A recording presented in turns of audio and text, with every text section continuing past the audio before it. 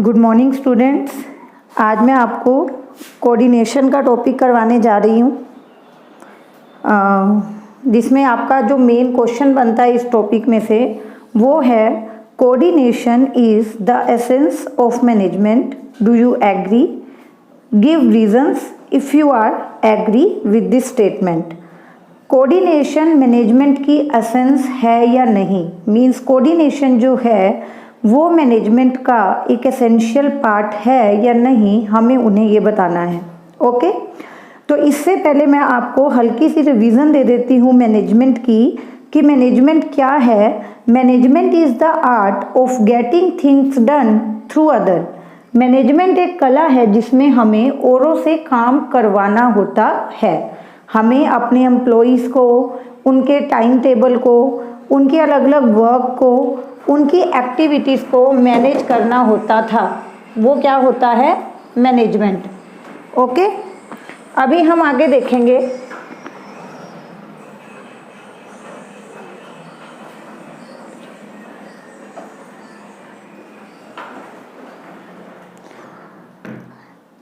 आगे हम देखेंगे अब कि कोऑर्डिनेशन जो है वो मैनेजमेंट की एसेंस, मैनेजमेंट का एक एसेंशियल पार्ट कैसे है, उसका एक इंटीग्रल पार्ट कैसे है।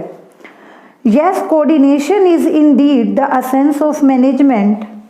Bye coordination we mean a path through which the group functions are linked up. हमने अपनी लाइफ में रूटीन में काफ़ी बार ये वर्ड सुना है कि कोऑर्डिनेशन, कोऑर्डिनेट करके चलो, दूसरों के साथ कोऑपरेट करके चलो, है ना। मिलजुल कर काम करने की जो एक फीलिंग होती है उसको क्या बोला जाता है? कोऑर्डिनेशन। यस, तो coordination we mean a path through which group functions are linked up, जिसके थ्रू क्या है, ग्रुप के सभी फंक्शंस को लिंक्ड अप कर दिया जाता है।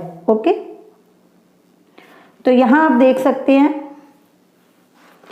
it binds the people of organization and their activities to ensure a smooth functioning of the work. It binds the people मतलब organization में जितने भी लोग हैं ये उनको क्या करके चलता है? bind करके चलता है।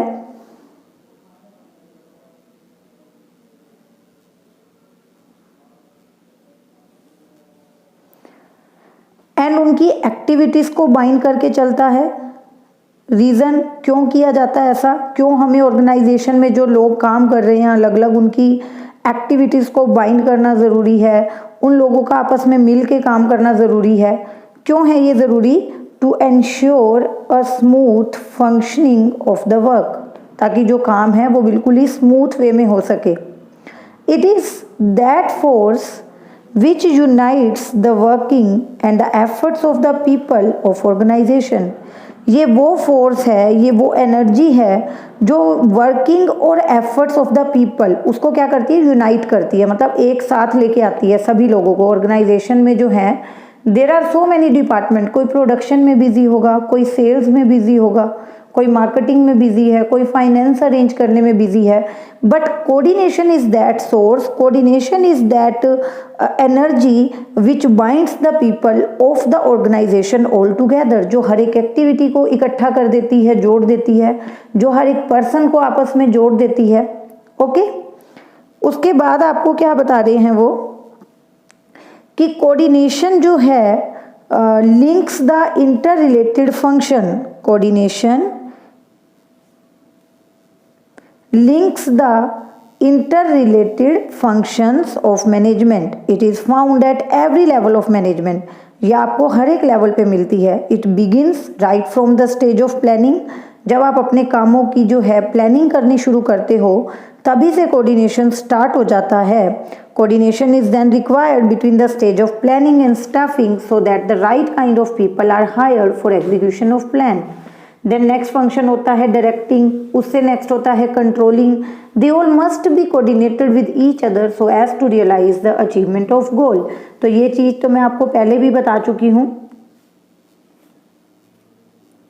ये चीज हम पहले कर चुके हैं कि जो मैनेजमेंट है उसके टोटल 5 फंक्शंस होते हैं। यस, बताया था मैंने आपको, मैनेजमेंट के टोटल 5 फंक्शंस होते हैं। First is planning, second is organising, third is staffing, fourth is directing and the last one is controlling.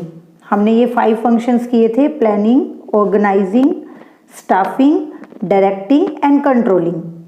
तो यहाँ हमें ये बताया जा रहा है कि coordination is required at each and every level of management and coordination is required while performing each and every function of management, whether you are doing planning or organizing, you are recruiting your staff, you are giving directions to them how to do work, or you are controlling any deviation or any undesired task।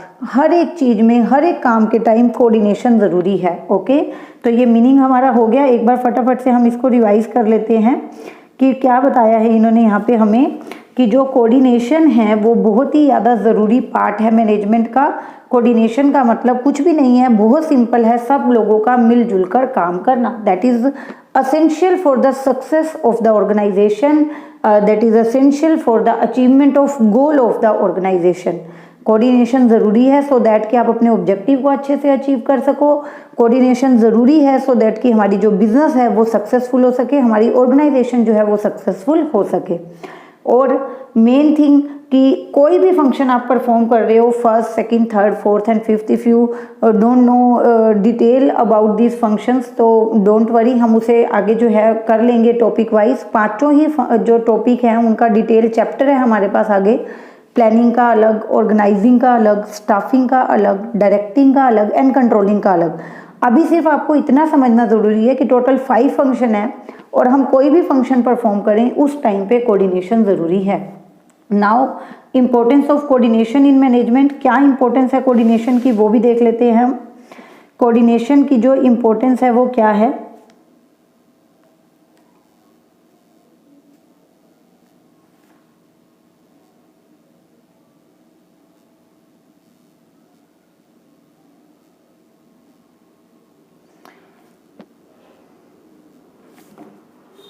First is harmonised goal.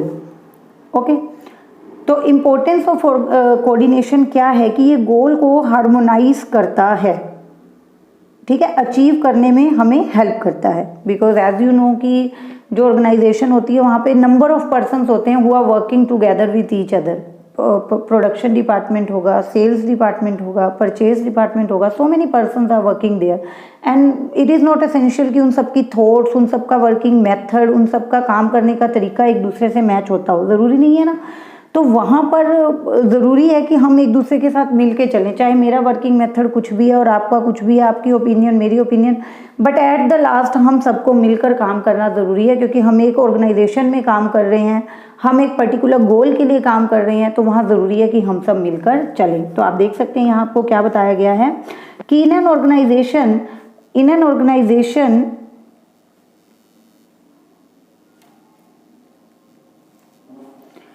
Growth is one of the important goal. Organisation में सबसे main important गोल क्या रहता है, growth करना।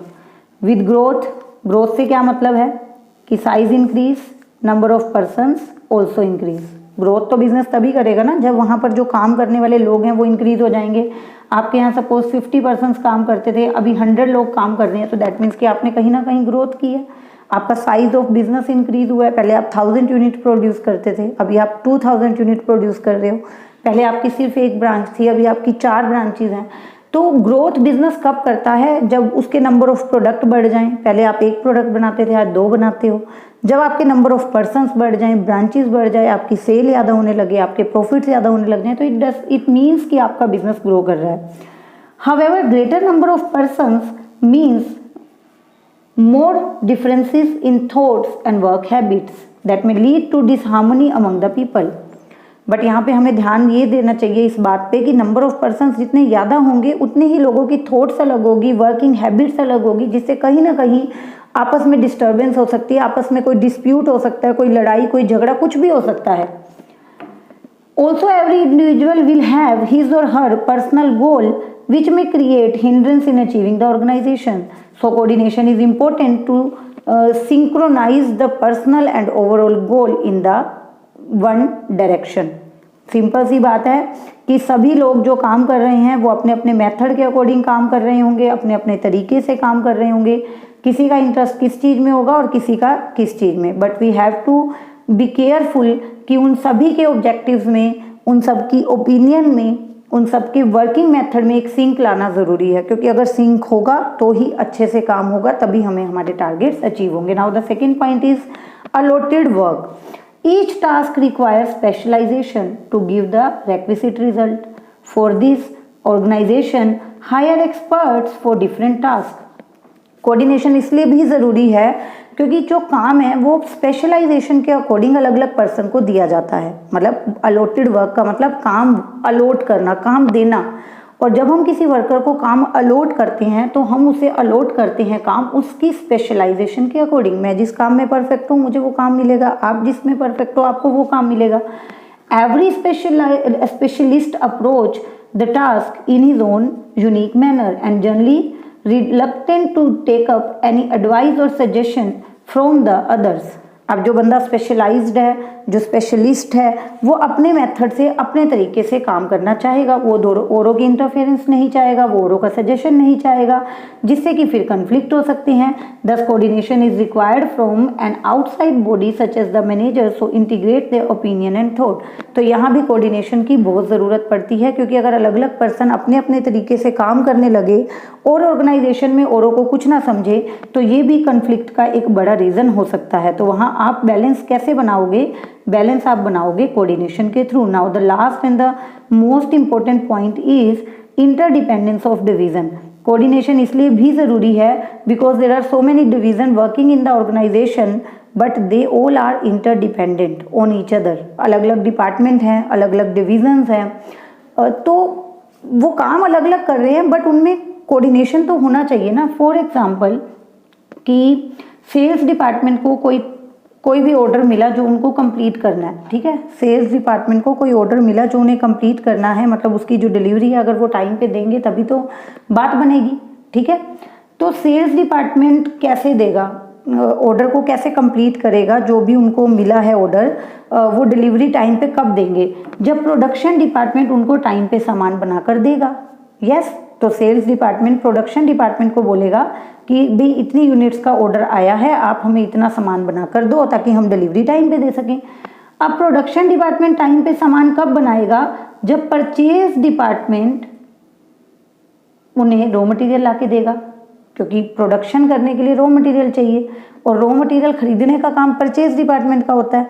तो जब purchase department raw material ला के production department को दे देगा, प्रोडक्शन डिपार्टमेंट प्रोड्यूस करके सेल्स डिपार्टमेंट को दे देगा। परचेज डिपार्टमेंट कब परचेज कर पाएगा? जब उनके पास फाइनेंस होगा, और फाइनेंस के लिए उनको फाइनेंशियल डिपार्टमेंट को बताना पड़ेगा, फाइनेंस डिपार्टमेंट को बताना पड़ेगा जी इतने फंड्स की ज़रूरत है, हमें इतना मटेरियल, टूल्स, मशीनरी या ये सामान हमें चाहिए जो हमें लाना है। तो फाइनेंस डिपार्टमेंट अगर उनका बजट जो है वो पास करते हैं, उन्हें फंड प्रोवाइड करते हैं, तभी तो वो परचेज करेंगे।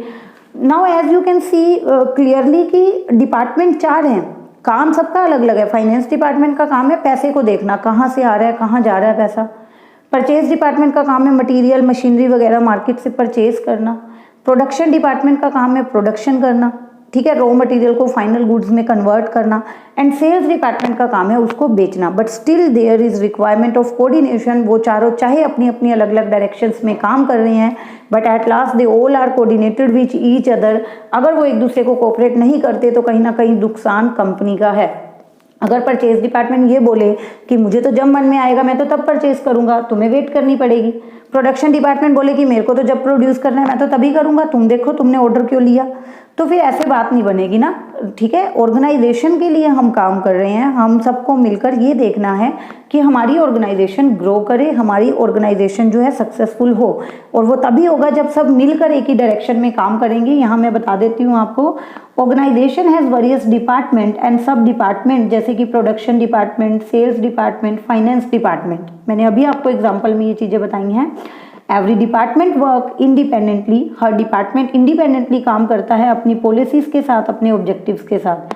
फॉर एग्जाम्पल सेल्स डिपार्टमेंट जो है may want greater monetary incentives but the finance department may not approve such incentive. It may lead to increase in the cost of the organisation. Conflict हो सकते हैं, organisation का objective achieve करने में दिक्कत आ सकती है। उन्होंने अपना अलग तरीके का एग्जाम्पल दिया है, मैंने आपको एक अलग एग्जाम्पल दिया है, ठीक है। आप खुद का एक एग्जाम्पल यहाँ पे लिख सकते हो as according to your knowledge. तो ठीक है। बिजनेस स्टडीज़ में ऐसा कुछ नहीं है कि हमें बुक का रटाफिकेशन ही करना है, बट ये स्टडी मटेरियल हमें चाहिए होता है ताकि हम ये नॉलेज आपसे शेयर कर सकें। सो स्टूडेंट्स, आज का जो हमारा टॉपिक था वो काफ़ी छोटा और सिंपल था। आई होप आप सबको समझ आ गया होगा कि कोऑर्डिनेशन जो है वो मैनेजमेंट की एसेंस है या नहीं, मतलब मैनेजमेंट में कोऑर्डिनेशन का होना ज़रूरी है या नहीं। तो कंक्लूजन हमने क्या ड्रॉ किया है, हमने ये ड्रॉ किया है कि यस, कोऑर्डिनेशन जो है वो क्या है, एसेंस ऑफ मैनेजमेंट है। Yes, coordination is indeed the essence of management. आप मैनेजमेंट कर रहे हो लेकिन हाँ कोऑर्डिनेशन नहीं है, एक्टिविटीज़ में कोऑर्डिनेशन नहीं है, वर्कर्स में कोऑर्डिनेशन नहीं है, डिपार्टमेंट्स में कोऑर्डिनेशन नहीं है, so then you can not achieve the objective of the organisation. So if you want to achieve the objective of organization, you want to be successful in these activities, then you have to be coordinated, you have to adopt a coordinated approach. अलग अलग activity में sink होना ज़रूरी है, workers को एक दूसरे के साथ कोऑर्डिनेट करना ज़रूरी है। सो आज के लिए इतना सफिशिएंट है, आपको ये रिवाइज करना है, अपने खुद के नोट्स बनाने हैं और मुझसे शेयर करने हैं। Okay, thank you so much.